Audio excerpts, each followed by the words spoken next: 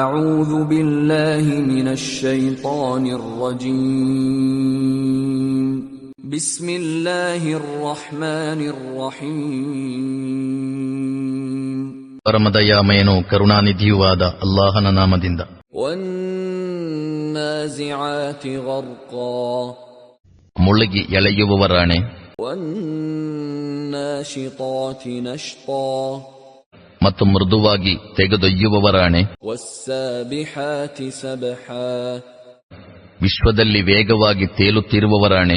فالسابقات سبقا ಮತ್ತು ಆಜ್ಞಾಪಾಲನೆಗಾಗಿ ಸ್ಪರ್ಧಿಸುವವರಾಣೆ. المدبرات أمرا ಮತ್ತು ದೇವಾಜ್ಞೆಗಳಿಗನುಸಾರ ವ್ಯವಹಾರಗಳನ್ನು ನೋಡಿಕೊಳ್ಳುವವರಾಣೆ. يوم ترجف الراجفة ಭೂಕಂಪದ ಆಘಾತವು ನಡುಕವನ್ನುಂಟು ಮಾಡುವಂದು. تتبعها الرادفة ಮತ್ತು ಅದರ ಬೆನ್ನಿಗೆ ಇನ್ನೊಂದು ಆಘಾತವು ಉಂಟಾಗುವಂದು. قلوب يومئذ واجفة ಕೆಲವು ಹೃದಯಗಳು ಅಂದು ಭಯದಿಂದ ನಡುಗುತ್ತಿರುವು. أبصارها خاشعة ಅವರ ಕಣ್ಣುಗಳು ಭಯಗ್ರಸ್ತವಾಗಿರುವು. يقولون أئنا لمردودون في الحافرة ಇವರು ಕೇಳುತ್ತಾರೆ, ನಾವು ಪುನಃ ಪೂರ್ವಸ್ಥಿತಿಗೆ ಮರಳಿಸಲ್ಪಡುವೆವೆ.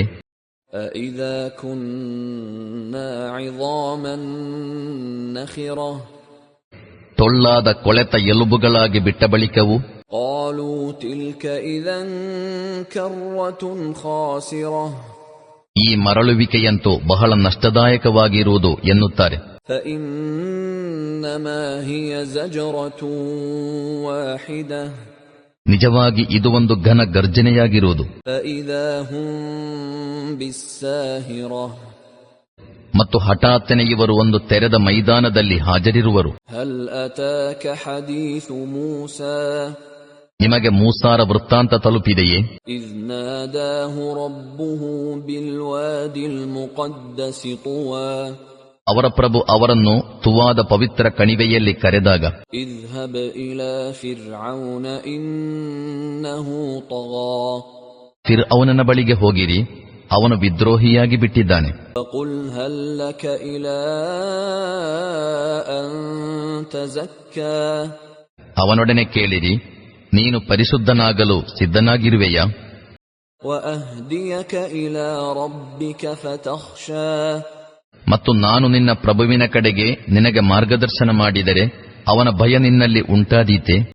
فأراه الآية الكبرى ತರುವಾಯ ಮೂಸಾರು ಫಿರ್ಔನ್ನ ಬಳಿಗೆ ಹೋಗಿ ಅವನಿಗೆ ದೊಡ್ಡ ನಿದರ್ಶನವನ್ನು ತೋರಿಸಿದರು. فكذب وعصى ಆದರೆ ಅವನು ಸುಳ್ಳಾಗಿಸಿ ಬಿಟ್ಟನು ಮತ್ತು ಧಿಕ್ಕರಿಸಿದನು. ثم أدبر يسعى ತರುವಾಯ ಕುತಂತ್ರಗಳನ್ನು ಎಸಗಲಿಕ್ಕಾಗಿ ಮರಳಿದನು. فحشر فنادى ಮತ್ತು ಜನರನ್ನು ಒಟ್ಟುಗೂಡಿಸಿದನು. فقال أنا ربكم الأعلى ನಾನು ನಿಮ್ಮ ಮಹಾಪ್ರಭು ಎಂದು ಸಾರಿದನು.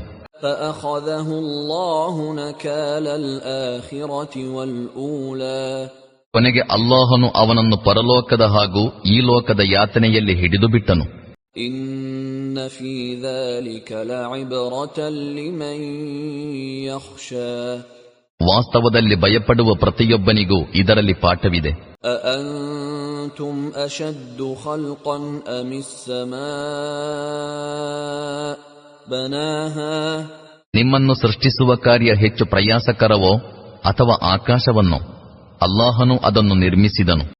رفع سمكها فسواها ಅದರ ಮಾಡನ್ನು ಬಹಳಷ್ಟು ಎತ್ತರಕ್ಕೆ ಏರಿಸಿದನು.